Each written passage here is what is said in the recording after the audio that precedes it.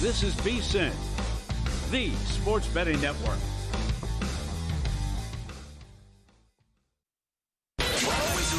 Follow the money. That's what I always say. You always follow the money. Yeah. This is Follow the Money with Mitch Moss and Paulie Howard on VSiN. We're here. Paulie and Mark Malusis, VSiN, the sports betting network. Follow the Money. Big program coming up. Mike Paulman studio. You cannot be serious. Also, his thoughts on some NFL futures, the MLB card, ton of day games to go over as well, and his prediction on what's going to happen with the contest here at Circa. Pat 40 from Sports Illustrated. College football right around the corner. The top 25 at Sports Illustrated that they released today, and also his, going back to media days all through the month of July, his thoughts on college football. Matt Humans with some preseason picks coming up as well. And Jeff Seeley in half an hour, St. Jude, as we'll talk some golf. Moose, how you doing, friend? A lot going on here. I can't believe this Lakers story, which we'll get into. I mean, I'm stunned by this, $12.5 billion. But first things first, did you come back with the Rays over again? I did. That was my only winner of the night, Paulie, because I gave out the Mets, I gave out the White Sox, so I'll take the Rays and A's late out there in Sacramento. And Tampa still riding that heater, and they're up on Tampa. They're up on Sacramento, or the Athletics, I should say, right now, as that game got going early out there in Sacramento. So, yes, got the over last night. It's a good Wednesday. Good to be with you. Looking forward to the next 3 hours. All right. We got a lot of day baseball. And speaking of that game, I wish we were on the air earlier because Tampa run line and the game over again. This has been the gift that keeps on giving. They're trying to go 9-0 on this road trip, and it's Rasmussen against Perkins. The numbers on Perkins are just horrendous, how bad he's been, and he's been batting practice. Rasmussen, 20 scoreless the last 3 games.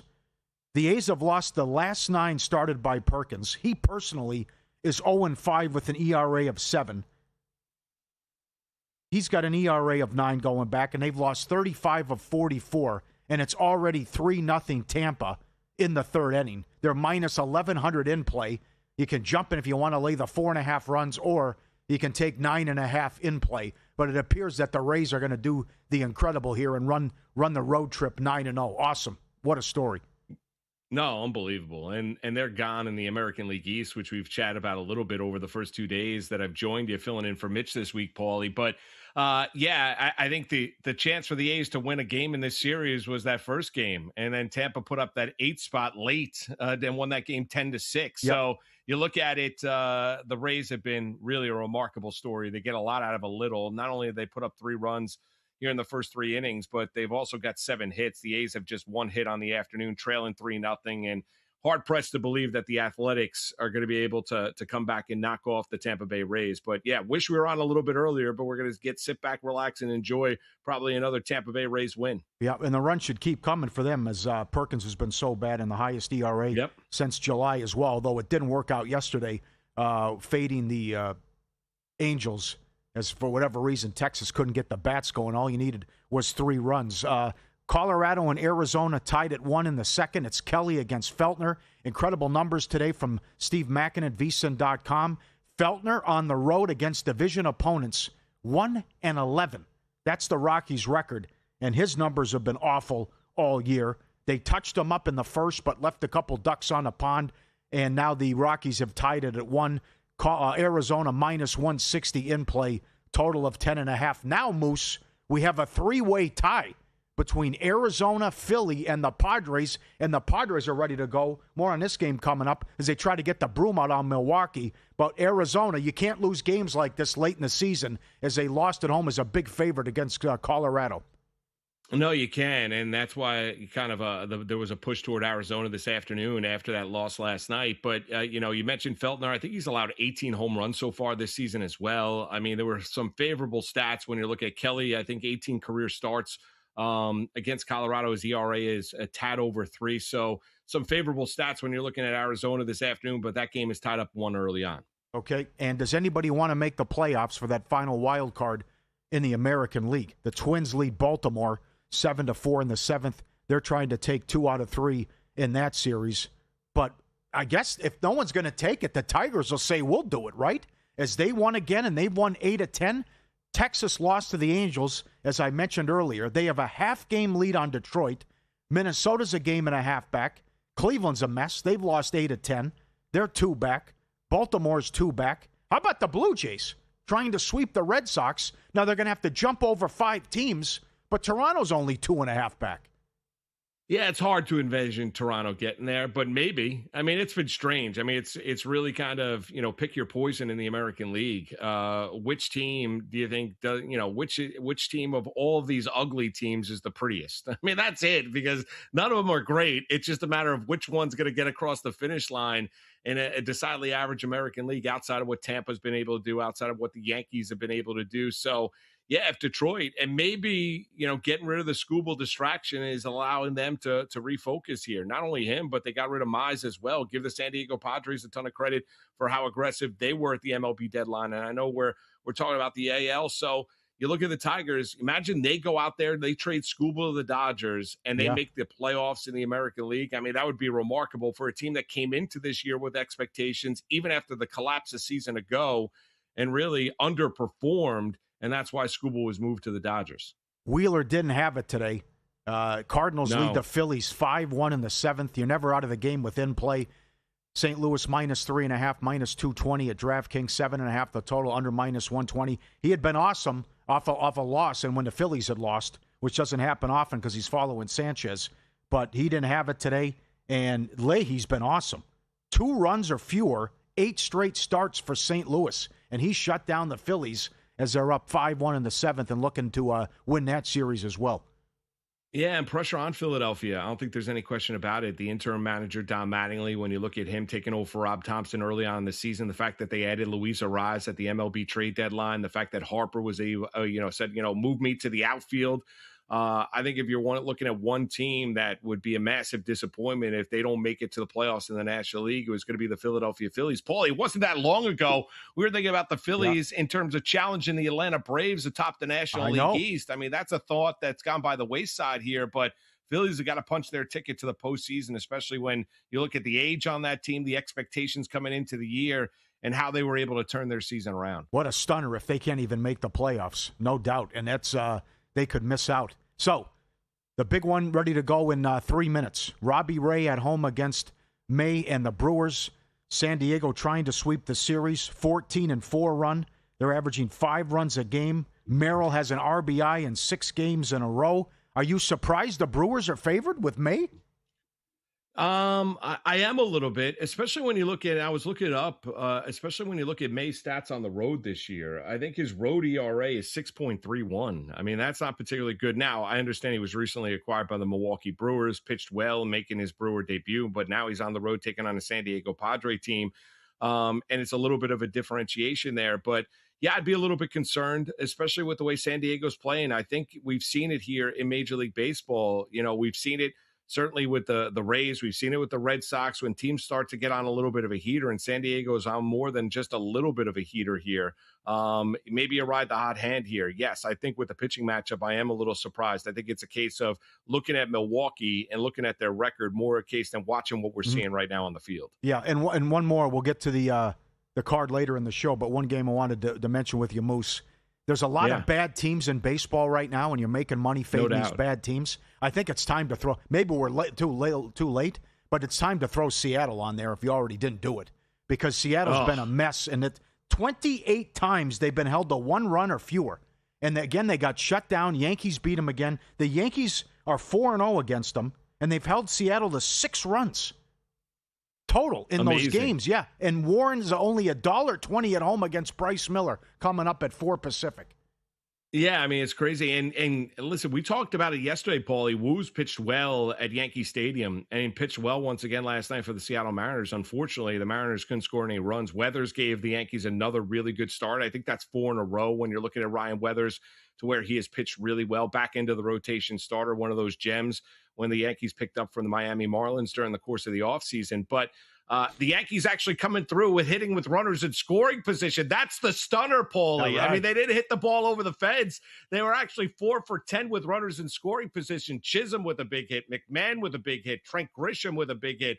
I think that basically, left Yankee fans stunned in the tri-state area after watching that game last night, because they are a horrific team with ducks on the pond. If they don't hit the ball over the fence, from what you've seen from this Yankee team, they don't score a lot of runs, especially without Judge, Stanton, and Bellinger being a part of that lineup. But yeah, Seattle's been if you had to think about one of the great disappointments this year in Major League Baseball, the Seattle Mariners are right there. I mean, I don't think there's any question with the expectations coming into the year and how they have underperformed. And you mentioned it, the lineup really punchless.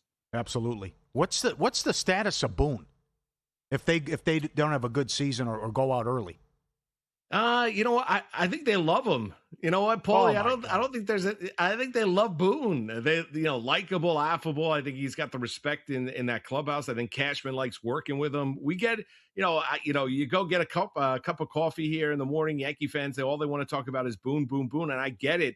I just don't think the Yankees hold themselves to the standard anymore of win or else. Wow. If they lose this year in the playoffs, you'll see it. There's going to be an excuse. The inherent excuse was we were banged up all season long, and Judge couldn't get into a rhythm, or Stanton couldn't get into a rhythm. But I don't think Boone's job is on the line. I don't think he's on the hot seat at all. I think regardless of what happens in the playoffs, I think he's going to be coming back.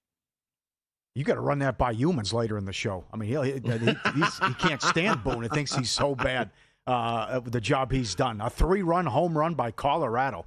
They now lead 4-1. Kelly has nothing in this one. 12.5 the in-play total. They're only $2 to win, even though they're up 3 runs in play at DraftKings. I cannot believe what transpired earlier this morning.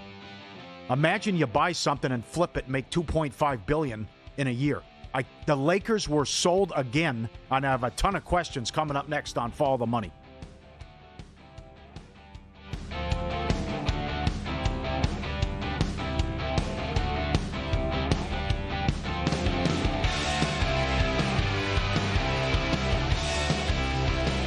Racetrack Television Network brings you every race, from every track, on every screen, every day.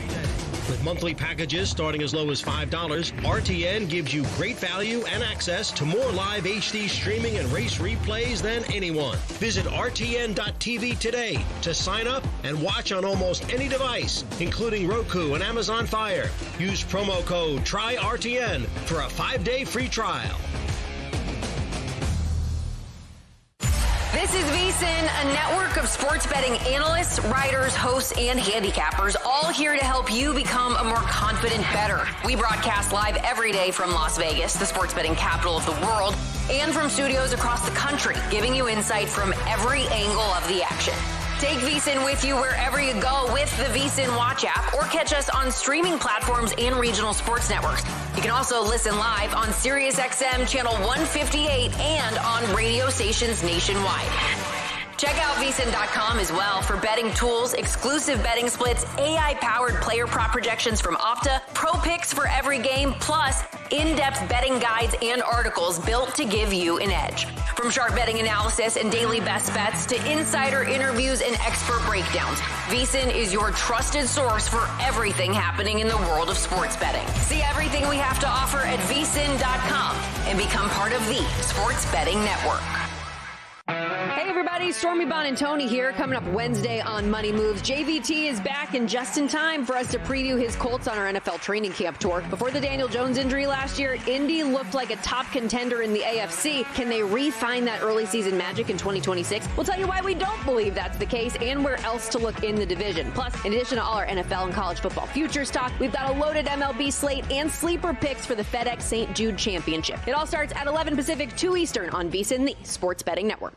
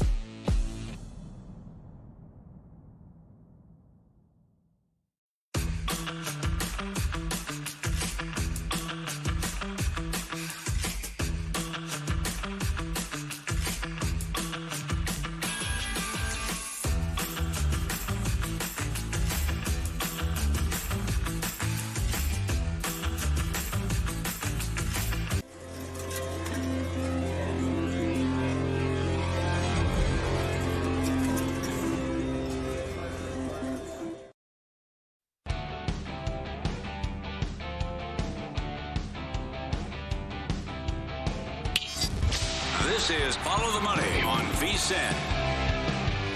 For the second time in a year, the Lakers are being sold. This time it's to Josh Kushner and Bob Iger for a record $12.5 billion.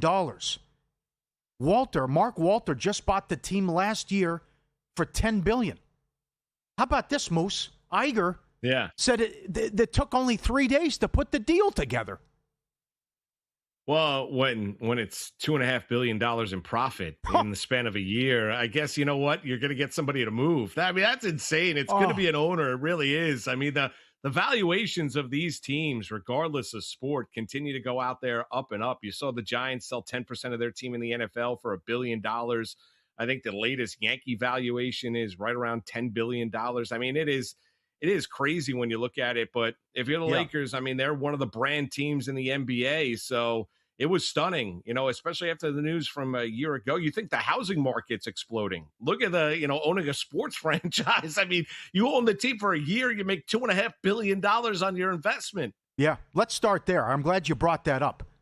At some point, there's got to be the line of demarcation where you're running out of people that can afford to buy sports franchises and pay $15-20 billion at the rate we're going, right? So Seattle Seahawks just went for $10 billion. The Portland Trail Blazers went for $4 billion. You mentioned what happened with the Giants at 10%. The Celtics have got to be livid. The Celtics were sold last year for $6 billion.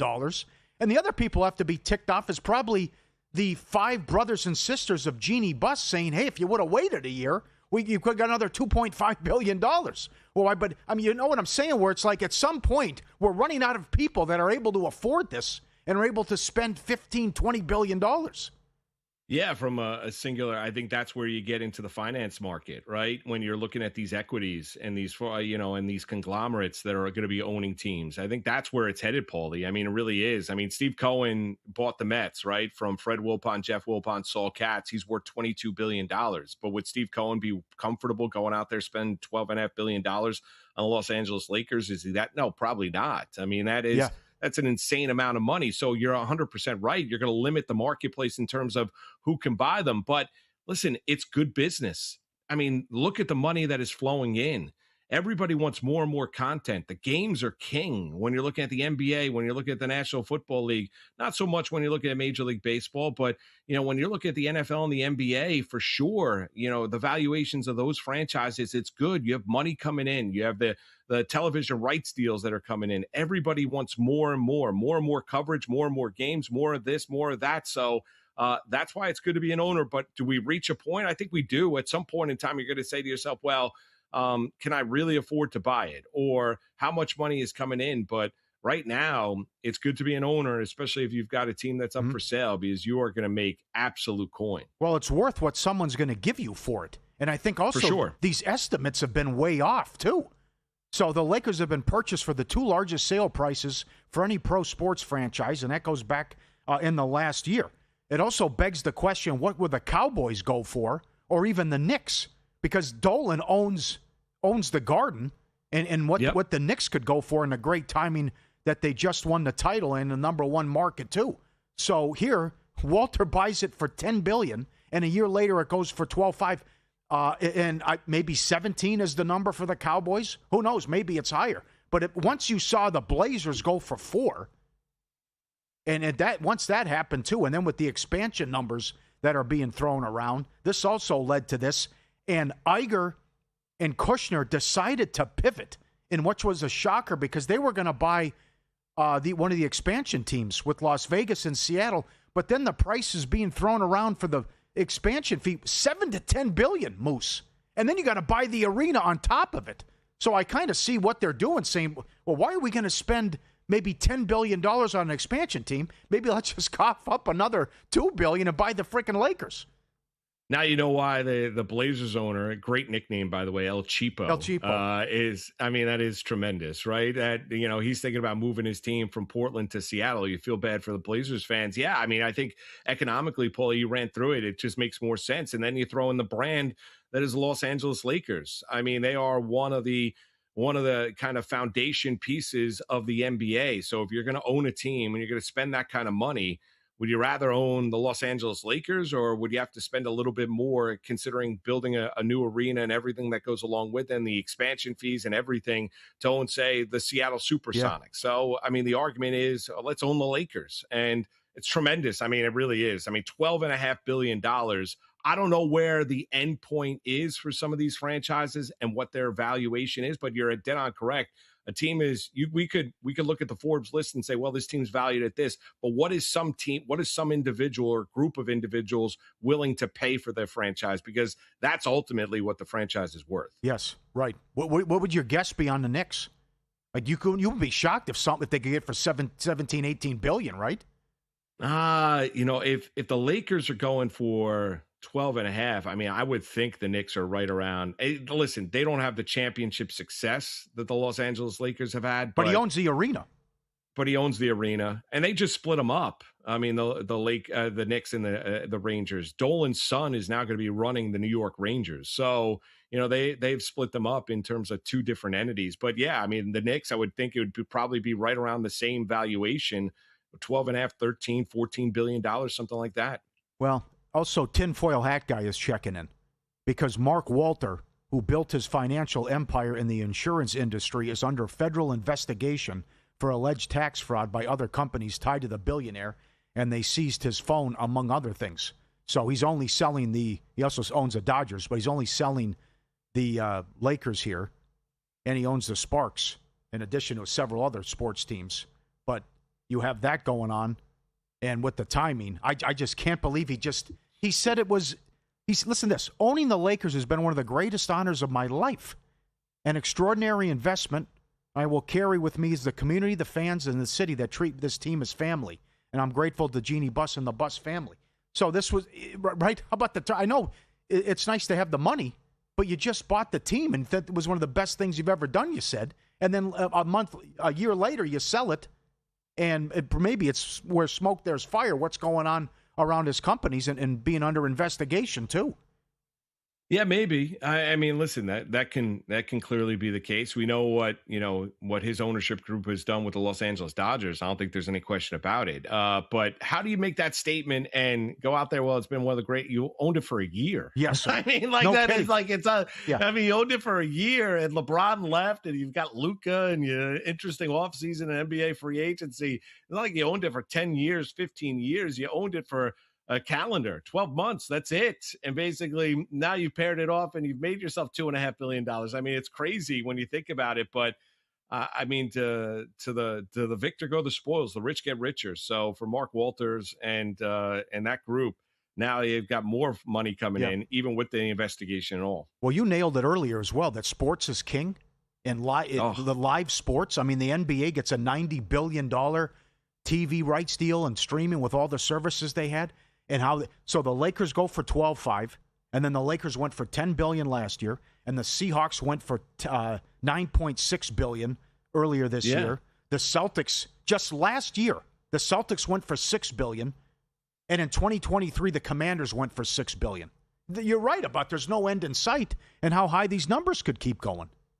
Well, right. And especially in the leagues that have these huge TV rights deals. You mentioned it with the NBA. You look at the NFL. You look at, and Roger Goodell, as critical as you want to be of him in terms of how he's handled certain situations in the National Football League as a commissioner. The one thing is, Paulie, he has printed money. I mean, he is an unbelievable businessman. And in the end, that's really what owners, all they care about is what's the money coming in. And they've done a great job of marketing it, done a great job of using their leverage. They've done a great job of maximizing their value and expanding it to where, you've got 17 games, 18 weeks. They're now playing internationally, everything that goes along with it. And the same thing can be said here for the NBA, where I think we're going to see, as we chatted with Frank Isola yesterday, the tanking is going to go by the wayside. Everyone's going to go out there and be competitive. And I think the valuations or teams being sold in the NBA, I think they're just going to go up and up here in today's day and age of the association. Preseason football's back. Time to book your trip to Vegas. Winner Circle Proxy is VSiN's preferred proxy service. After your required in-person registration, they handle your weekly submission so you can make your picks from anywhere. One trip to Vegas, play all season long. Schedule your appointment now. WinnerCircleProxy.com. There are over 8,000 entries in Circa Survivor. and update on the pace and what they expect when it's all said and done with Mike Palm in about 45 minutes. 4-1 Rockies in the second. Giants lead the Astros 1-0 in the second. They're minus 150 in play and just underway in San Diego. Padres coming up. Brewers and Padres, no score. San Diego now minus 120 total of 7.5. We'll talk golf up next with Indy Jeff Seeley. His thoughts on the St. Jude Championship. Going to start off his card with a 22-1 shot and a couple of bombs that he likes and some big names that he'll give out coming up next on Follow the Money, VSiN, the Sports Betting Network, Sirius XM, Channel 158.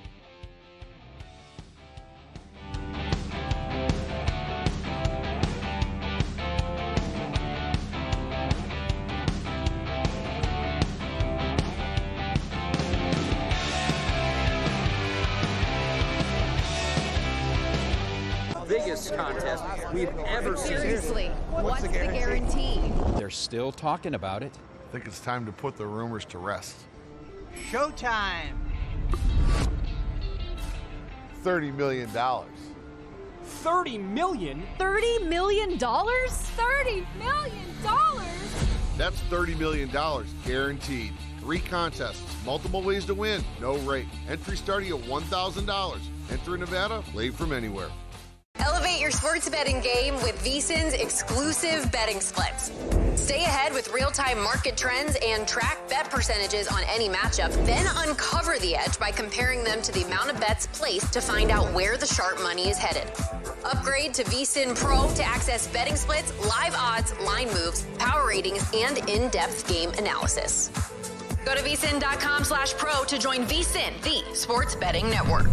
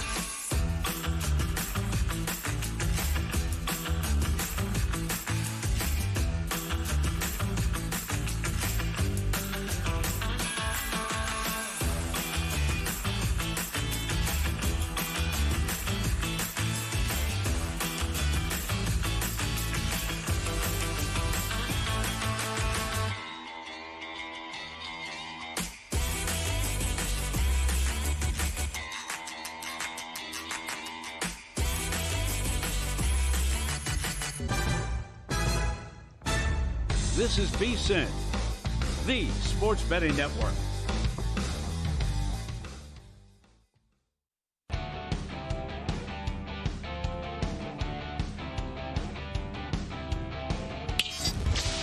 This is Follow the Money on VSiN.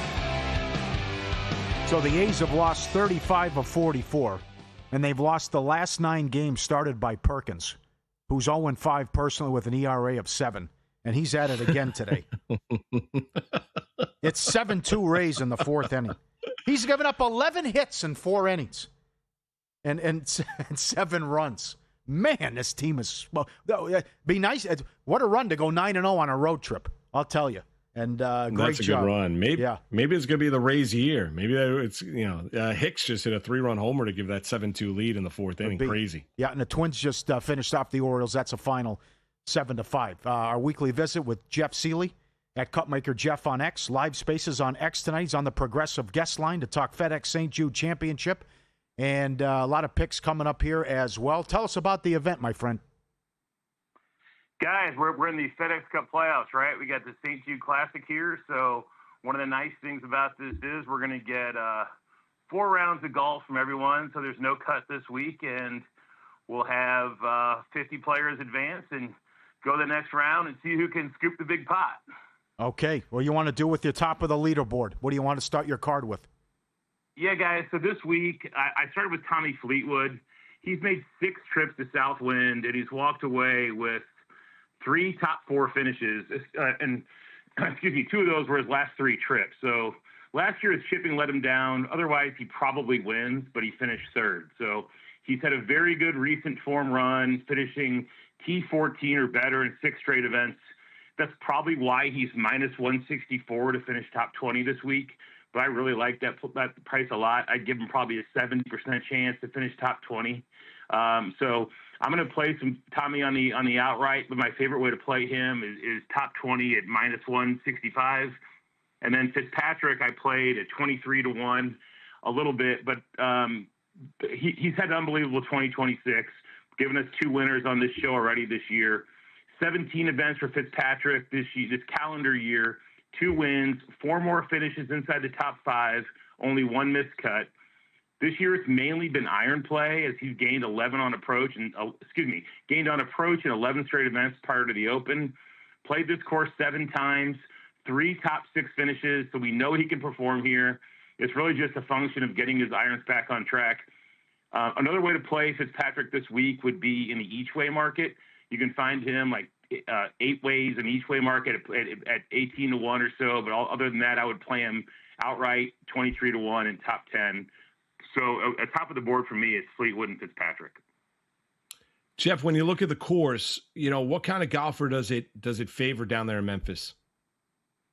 It's funny because we've seen a lot of different players have success here.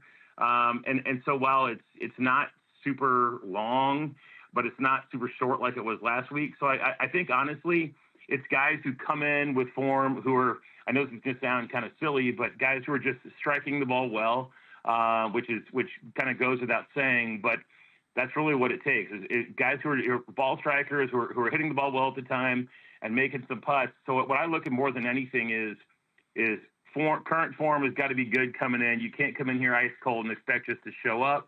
And then B, have you had any course history here? And I've seen, it's common that guys who've had some success here continue to have success. The course form here seems to be pretty consistent. So that's why a lot of the guys I'm looking at this week have at least had some decent success here. Okay. How about guys mid-tier range now in the 30 to 40-1 range? Yeah. So since the end of April, Justin Thomas has finished 23rd or better in 7 of his last 9 events. So interestingly enough, it hasn't been his hallmark approach game that's led to that, but it's been a very, very good short game. So JT's ball striking's been hit or miss, but there's one very clear bet for me this week.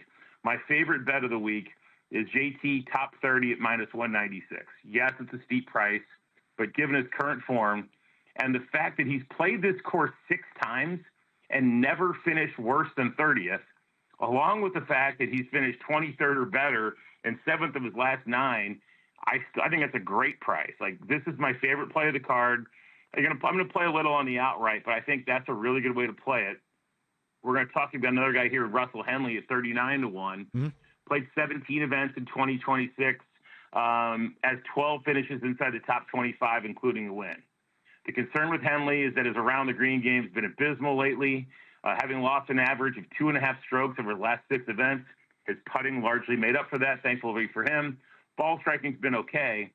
He hasn't been great or horrible here, but here's another case where like minus 200 seems like a very fair price for a top 30. So on DraftKings right now, you can parlay a Henley top 30 and JT top 30 at like plus 125 or so. I think that's another really interesting way to play this, and I'd have a little bit on each on the outrights. And then probably the bomb squad, the long shots every week. Akshay Bhatia, I think 76-1 is a great example of form versus history. Yeah. He's coming in with seven missed cuts in 2026, and missed cuts in his last 2 events, but he can't miss a cut here, right? There's no cut. So the question is, can he finish top 10? His last 2 finishes here have been T6 and T12, and he finished T5 at the Travelers just a few weeks ago. So I'd say, yeah, he can finish top 10 here. I think plus 430 for a top 10 for Bhatia is a great buy. I give him at least a 25% chance at top 10, so I think we have some value there. And then lastly, Aaron Rai, another guy I look at in the top 30 market. Since early May, he was T5 at the Myrtle, won the PGA, and has had 4 top 30s or better. He hasn't been great anywhere, but he hasn't been horrible anywhere either. And again, there's no cut. So as much as I like this, as much as I liked last week where he finished T29, I think that's a very good comparison. This week, he's played here 6 times, finished inside the top 30 4 times. So another scenario where on DraftKings, where you get a guy, this week, he's minus 125 top 30. Very good price for Aaron Rai.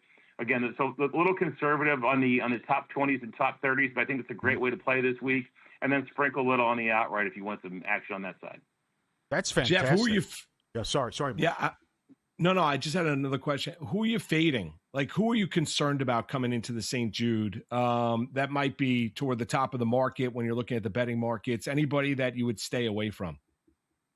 It's interesting because I'm actually not going to play Scotty or Rory this week. Again, a no cut event.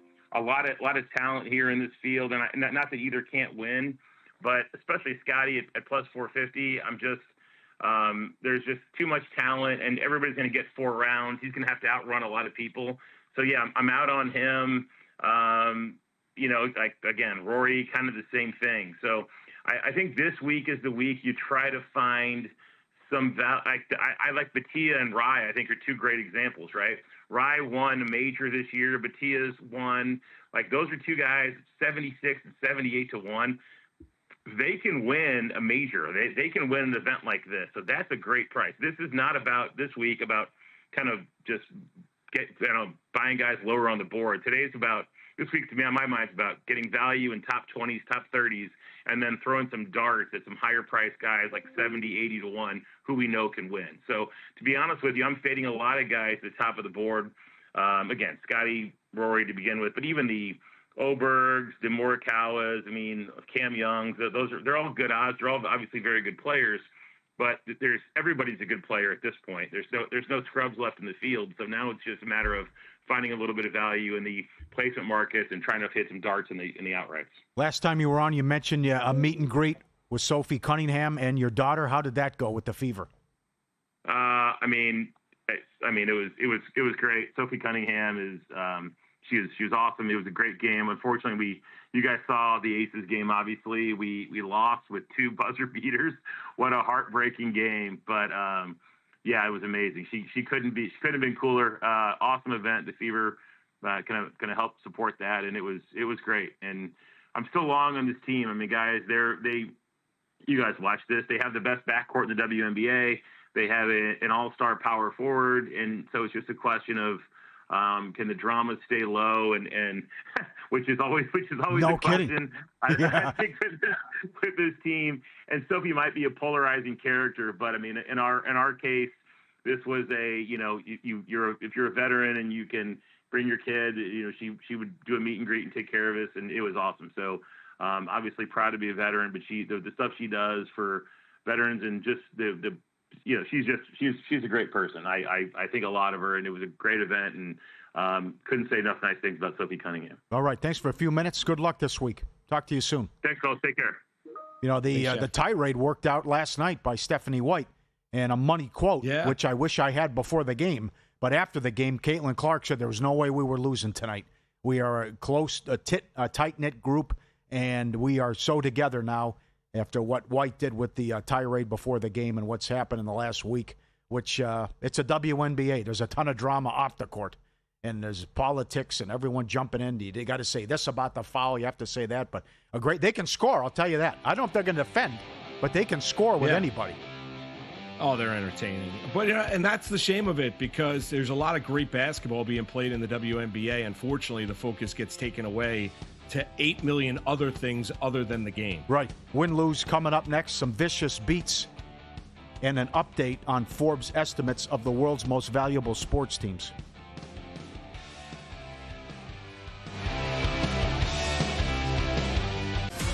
Week 10, Circus Survivor. And this weather is giving a few people concern. We've been saying it for 2 months. Week 10 is a problem. Upset alert. You see the Bills. You ever get that feeling when things start to go wrong for your team? God bless these people. I can't believe nobody's had a heart attack. Any given Sunday, anything can and will happen. If you're going to go down on your terms. We're getting that gauntlet. And I think it's going to get pretty tough at this point. Wednesdays at 9 p.m. Eastern, only on VSiN. Check out Stormy and JVT on Money Moves, only on VSiN. They weren't playing catch. They were playing drops out there a lot for Boise State offensively. No, screw that, okay? There's no class. There's no sportsmanship. We're trying to win games here, all right? They'll take you on a fun, fast-paced journey, weaving in everything you need to know to make an educated bet, while also not shying away from the excitement of a same-game parlay sweat. Money Moves, weekdays at 2 p.m. Eastern on VSiN, the sports betting network.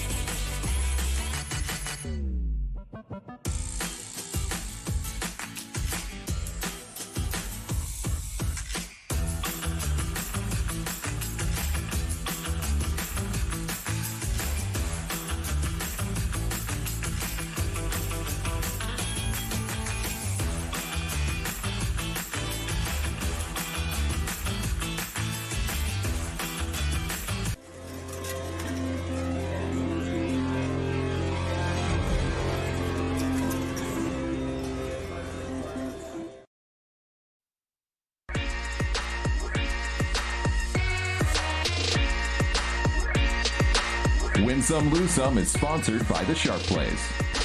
Were you a winner last night? Wow, winning. Or was it a rough one? Well, they can't all be winners, can they? Loser! You're a loser! Paulie Howard recaps the night in sports betting in Win Some, Lose Some. Big tickets cashed last night in MLB with the anytime home runs. Ruiz 13-1, Pereira 11-1, likewise Young 11-1. No Russ with Snell. Daily specials, most strikeouts 15-1, double-digit strikeouts.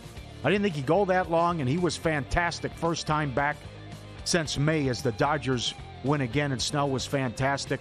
Most runs, you had it again, Moose. Rays 8-1.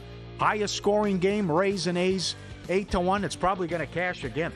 Last check, it was 7-2 in the fourth. Rockies plus 150. And Merrill Kelly has nothing today. Batting practice. There was a splash home run while we were at break.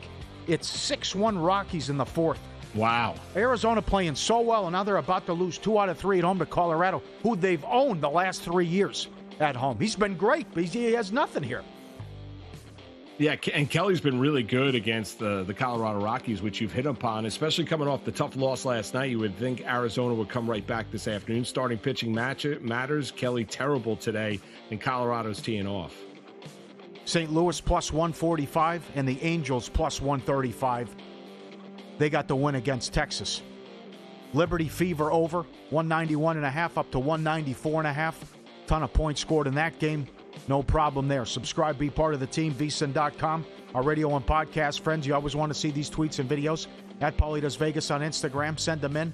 We'll put you on. Look at this. How good.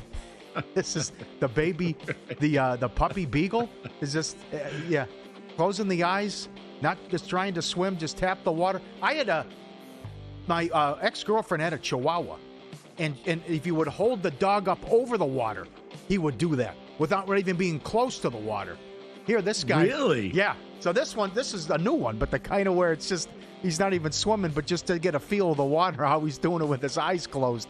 But the Chihuahua used to, if you held him over it, he would like he was swimming. You'd pretend to start swimming. Yes. Yeah, I've not taken our 2-year-old into the water yet, so I get a little nervous. But I think you probably acclimate. But these videos, Paulie, kind of make my day. Whether it be the brother and the brother and sister, the deaf whether one, it be opening. Yeah, I mean, and this one, they're adorable. They make your day. You put a smile on your face. Like, who doesn't love that video? How can you not love dogs?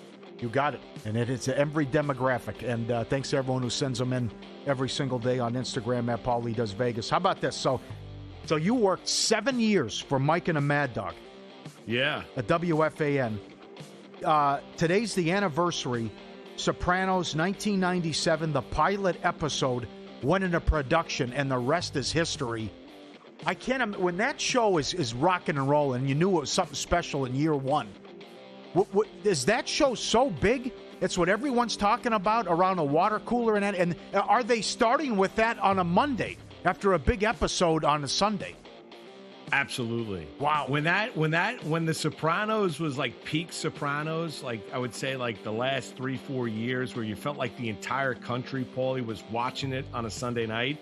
Yeah, they were breaking it down. I mean, I think there were times where Mike or Chris would call Don Imus in the morning, and they'd talk about the Sopranos the very next day on the Imus in the morning, and then they'd open it up at 1 o'clock. And at some point, especially during slow summers and a slow summer Monday. And now, listen, Mike and Chris used to take or in the fall when that thing would get going, there'd be a scenario where, yes, they'd lead with it on a Monday, especially when it was a huge episode, because that series was just, I mean, you can go back and watch it. It still holds the test of time. Yes, it does. You can't believe that, James Gandolfini passed away. It's a remarkably written show. It's so well acted, so many funny lines. So yes, there were many times where Mike and Chris would lead their show with it. Imagine Russo breaking this episode down like it's an NFC title game, right? I mean, how good would that be? I mean, it would be. Yeah. That would be it, right? How to do it, Mikey. How to do it. Yep. I mean, that is unbelievable. I mean, listen, Tony, there was no other choice there. He couldn't do anything. He was backed into a corner. Yeah. I have to have a discussion with you one time about him, how he goes off, and he loves travel and airports. And that's a half-hour discussion. How'd you get here? Okay, take me through how you got here. What's your route? What trains you get on? Oh, I mean, he's fascinated by travel. Paulie, so Russo would walk in when we were working at the Kaufman Astoria Studios. And listen, my time at Mike and Chris I learned so much. We were talking about during the course of the break. Legendary. They were an unbelievable pairing. They really were, right? And people were locked in the tri-state area when they hit the airways at 1 o'clock. But Chris would walk in, he'd have his briefcase, not a traditional one, the one that goes over the shoulder. But in there was his basically date book to where he'd write everything down. And also in there was basically the book that had every airline and every flight in the country. So they'd break down to when announcers would get announced for football games to see where if a certain announcer had other duties, like Ian Eagle would do a lot of NBA games, right? But he would also, and obviously with the Nets, but he would also do NFL games on CBS. Russo would try to figure out how he was getting from one city to the next city in order to call the NFL game. It was amazing. And then they'd call Ian to confirm it, to see exactly what the flight patterns were, what his flights were. Was he nervous he was going to make it? Yes. I mean, it was crazy. It was unbelievable. He's nervous. He's nervous he's going to make it. One of a kind. No doubt about it. That's awesome. Lose some. Sparks +1 to -2. No good in the WNBA, and 2 bad beats. Dodgers, Royals under. It was 1-1 in the 7th. It exploded late, and the White Sox were up 4-1 in the 8th, and they lost to the Reds. Football season is here. Sharp money already moving. Here's how they see it and how they see it first. Exclusive data feeds from 4 major books. Thousands of sharp bettors and pro syndicates tracked in real time before the market moves. All of it filtered and sorted by version 6.0 of their AI model. And the receipts, every play logged, every result public. Results and records go back to 2011. No one else in the industry runs this terminal. Check it out anytime. No login, no paywall. They get audited daily. No steam chasing, no stale trends, no recycled plays. Follow the Sharp Money and the daily Mr. Poison tweets at sharpplays.com. Fantastic. Get the Telegram as well. Sharpplays.com. Forbes 2025 estimates. Cowboys $13 billion. Golden State Warriors $11 billion. LA Rams, $10.5 billion. New York Giants, $10.1 billion. Imagine how the Knicks have exploded in value, $9.75 billion. Then they go out and win a title, and now, forget about how hard it is to get tickets and what it's like there as well. And then the Lakers just go for $12.5 today as well. You said a good one, too, during the break. Where are the Yankees in all this? What do you think the Yankees would go for? I mean, if you think about not only the Yankees, they have their own stadium, they also have their own network, too, when you're looking at the EST network as well. So, there's a lot that goes into New York Yankees baseball. I would imagine they'd be right where the Dallas Cowboys are, 12, 13, $14 billion, something of that nature. But, Paulie, if I'd ask you one question right now, if you could pick one team to own, of all those, you were able to get it, you were able to put together the group, you're owning a team, which team would you want to own? Good question. I think it's got to be an NBA team. Just because I would also want that power of it's a hot ticket. It's so hard to get the ticket. Just after what we watched with the Knicks and the insane prices and what I would love to be on the end of those phone calls and requests, whether it's New York or LA, and with all the celebrities reaching out, hey, can I get 2? Hey, can I get on the floor tonight? Hey, because Cowboys, because you're talking 80, 90,000 people then at that point. Yankees, whatever that holds. You're talking 40, 50,000 people. I think it'd be the Knicks. Right. I think it'd be the Knicks or the Lakers. Yeah, to me, I would agree with you. To me, it would probably be the Knicks. Knicks or the Yankees. That would be the two. The Yankees are just, I grew up a Yankee fan. To be able to own that franchise would be remarkable. But the Knicks are great. And then you got to deal with the Stars complaining. Remember Hank Azaria complaining that he wasn't sitting on the wood? Yes. And Taylor Swift was, because she's not a real Knicks fan, and he had to go into some suite, and he was not able to be right on the court. That's what you got to deal with here if you're owning the New York Knicks. We mentioned it when it happened that night. All hell broke loose when Charles and Shaq said to Ben Stiller, how much have you paid for season tickets over? He goes, I get comped. Yeah. He goes, he takes care. Anything. Yeah, he takes care of me. So then it's like, well, wait a second. How come Ben Stiller gets free tickets and I don't? And what that bleep storm started like, and what that, because they were under the impression that he pays. He goes, no, he's been comping me for years.